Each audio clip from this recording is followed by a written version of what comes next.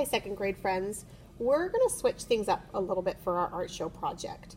The way that I was hoping the painted flowers would come out didn't quite work out the way I was intending, and that's okay. It's okay to switch things up, and in fact, I think you will actually be pleasantly surprised with what we're going to do for our art show project instead. We are going to be creating a watercolor elephant. I'm going to walk you through the steps on how to draw the elephant today. You're going to follow along, draw the elephant, and then add a Sharpie outline. Then when you come to art next week, we will add the crayon details and you'll be able to paint both your elephant and the background, and you will have an amazing piece for the art show. Okay, so the first step with our paper is you want your paper going in portrait up and down. Please take a moment to write your name on the back of the paper in pencil and flip it over. I'll give everyone a few seconds to do that.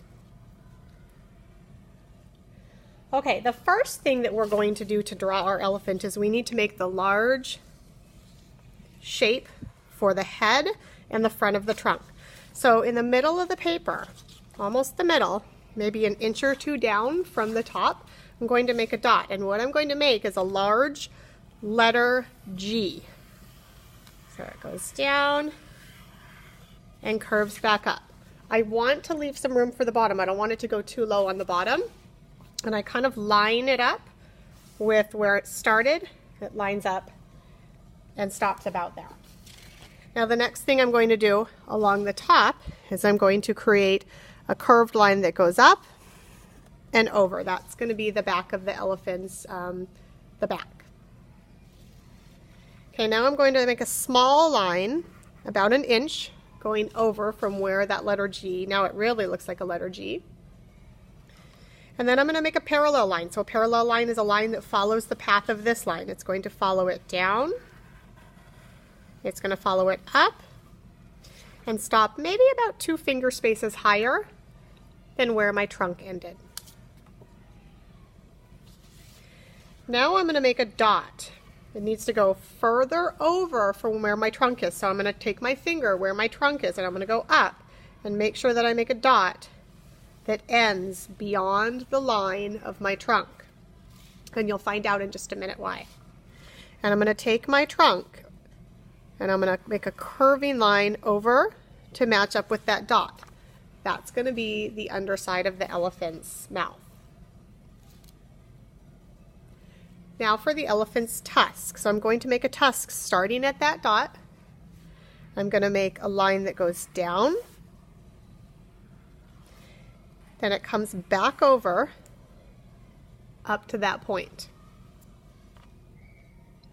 Now I can take my eraser, and this is why we always use pencil before Sharpie, and erase this small space here, and I can erase that small line there. This gives the illusion of depth, and it makes it look like the tusk is in front of the trunk. Now your elephant may be coming out a little bit different from this one, and that's okay. All elephants are a little bit different size. This is your artwork, so it's going to be unique to you.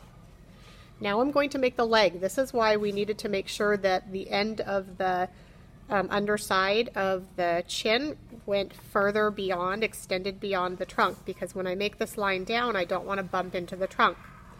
The line is going to go down a little bit farther than the trunk because the leg is touching the ground, the trunk is not quite. Then make a line over for however thick you want that leg to be. Traveling back up, maybe ending around where the trunk is. And then you make a curving line over to the edge of the page for the stomach. Now while we're still working down here, you're going to make a curving line and another curving line. Those are for the toes of our elephant. We're going to make the ear for the elephant. So the ear, you're going to make a dot up here and a dot down here. Now you may want to trace this with your finger before you do it with your pencil. That way you train your brain to where you want your pencil line to go. Kind of looks like a backwards letter C, and it's kind of a little point here. So up, over, down. Up, over, down. Okay, I think I'm going to go ahead and make it up, over, down. You can see I had a little overlap right there. So what I'm going to do is simply erase that spot because my elephant's ear is covering that portion.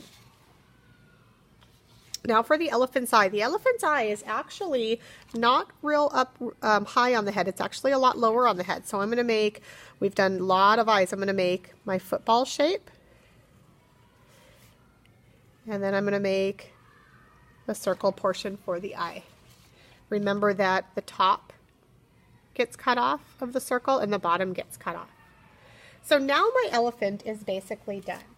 Now it's my job to take a Sharpie and Sharpie outline all of my lines. So I'm going to take my Sharpie and I'm going to outline all of the pencil lines, doing my best to go over the lines that I've made.